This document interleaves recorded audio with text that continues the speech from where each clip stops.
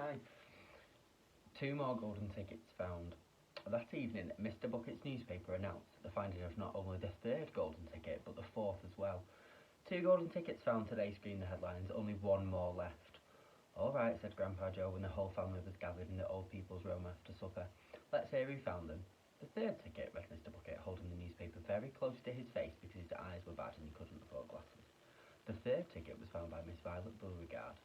There was great excitement in the Beauregard household when our reporter arrived to interview the lucky young lady. Cameras were clicking and flashbulbs were flashing and people were pushing and jostling and trying to get a little bit closer to the famous girl. And the famous girl was standing on a chair in the living room, waving the golden ticket madly at arm's length as though she was flying a taxi. She was talking very fast and loudly to everyone, but it was not so easy to hear that, because all she was doing at the same time, was chewing ferociously upon a piece of gum. I'm a gum chewer normally, she shouted, but when I heard about these ticket things at Mr. Wonka's, I gave up gum and started on chocolate bars in the hope of striking lucky. Now, of course, I'm back on gum. I just adore gum. Can't do anything without it. I munch it all day long, except for a few minutes at meal times when I take it out and stick it behind my ear for safekeeping. To tell you the truth, I simply couldn't feel comfortable if I didn't have that little wedge of gum to chew on every moment of the day. I really wouldn't. My mother says it's not very ladylike and it looks ugly to see old girls' jaws going up and down like all the time like mine do, but I don't agree. Who is she to criticise anyway, if you ask me? I say her jaws going up and down almost as much as mine, from yelling every minute of every day. Now, Violet, said Mrs. Beauregard from the far corner of the room where she was standing on a piano to avoid being trampled. All right, Mother, keep your hair on, Miss Beauregard shouted, and now she went on. It may interest you to know that this piece of gum I'm chewing on at this moment is the one that I've been working on for over 3 months solid. That's a record, that is. It's beating the record held by my best friend, Miss Cornelia Prinsman, and she was furious. It's my most treasured possession now, this piece of gum is.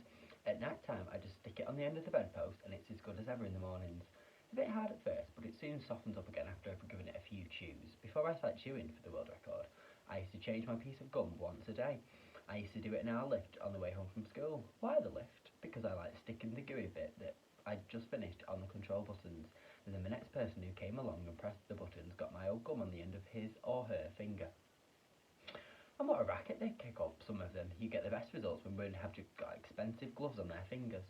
And his son afterwards, he's going to give me enough. My daddy said, and Mr. Wonka said, that afterwards he's going to give me enough gum to last me the rest of my life. Oh, she sounds like a beastie girl, said Grandma Josephine. Despicable, said Grandma Georgina. She'll come to a sticky end one day chewing all that gum. You see if she doesn't. And who got the fourth golden ticket? Charlie asked. Now let me see, said Mr. Bucket, peering at the newspaper again. Ah yes, here we are. The fourth golden ticket was found by a boy called Mike TV. Another bad lot, I'll be bound, murmured Grandma Josephine. Don't interrupt, Grandma, said Mrs. Bucket. The TV household Mr. Bucket was crammed like all others, with excited visitors when our reporter arrived. But young Mike TV, the lucky winner, seemed incredibly annoyed by the whole business. Can't you fools see I'm watching television? He said angrily. I wish you wouldn't interrupt. The 9-year-old boy was seated before an enormous television set with his eyes glued to the screen, and he was watching a film in which one bunch of the gangsters was shooting up another bunch of gangsters with machine guns. Mike TV himself had no less than 18 toy pistols of various sizes hanging from belts around his body, and now and again he would leap up in the air and fire off half a dozen rounds with one of these weapons. Quiet, he shouted when someone tried to ask him a question. Didn't I tell you not to interrupt?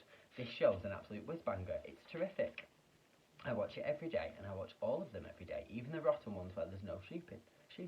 I like the gangsters best. They're terrific, these gangsters, especially when they start pumping each other full of lead or flashing the old stilettos or giving each other 1, 2, 3 with their knuckles. Gosh, wouldn't I give to be doing that? That's the life, I tell you. It's terrific. That's quite enough, Grandma Josephine. I can't bear to listen to it. Nor me, said Grandma Georgina. Do all children behave like this nowadays? These brats that we keep hearing about? Of course not, said Mr. Bucket, smiling at the old lady in bed. Some do, of course, in fact, quite a lot of them, but not all of them. Quite so, sniffed Grandma Georgina, and just as sure I'll be having cabbage soup for supper tomorrow, that ticket will go to some nasty little beast who doesn't deserve it. Chapter 9. Grandma Joe takes a gamble. The next day, when Charlie got home from school and went in to see his grandparents, he found that only Grandpa Joe was awake. The other 3 were snoring loudly. Shh, whispered Grandpa Joe, and he beckoned Charlie to come closer. Charlie tiptoed over and stood beside the bed. The old man gave Charlie a sly grin and then started rummaging under his pillow for one hand.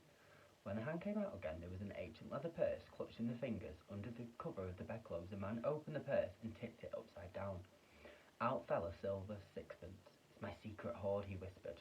"The others don't know I've got it, and now you and I are going to have one more chance at finding that last ticket. How about it? But you'll have to help me."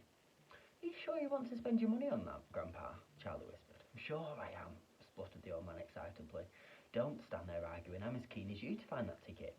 Here, take that money and run down to the nearest shop and buy the first Wonka bar you see, and bring it straight back to me, and we'll open it together." Charlie took the silver little coin and slipped quietly out of the bedroom. In 5 minutes he was back. "Have you got it?" whispered Grandpa Joe, his eyes shining with excitement. Charlie nodded and held out the bar of chocolate. "Wonka's Nutty Crunch Surprise," it said on the wrapper. "Good," the old man said. "Now come here and sit close to me and we'll open it together. Are you ready?" "Yes," said Charlie, "I'm ready." "All right, you tear off the first bit." "No," Charlie said, "you paid for it, so you better do it." The old man's fingers were trembling most terribly as they fumbled with the wrapper. "We don't have a hope, really," he whispered, giggling a bit. "You do know we don't have a hope, don't you?" "Yes," Charlie said, "I know that." They both looked at each other and started giggling nervously. "Mind you, there is that one small little bit of hope, and it might be the chance that we just find a golden ticket. Do you agree, Charlie?" "Yes," Grandpa said. "Why don't you open it, Grandpa?" "All in good time, my boy, all in good time. Which end do you think we ought to do first?" "That corner, the one furthest from you. Just tear off a tiny bit, but not enough for us to see anything." "Like that," said the old man. "Yes. Now a little bit more." "You finish it," said Grandpa Joe. "I'm much too nervous." "No, Grandpa, you must do it yourself."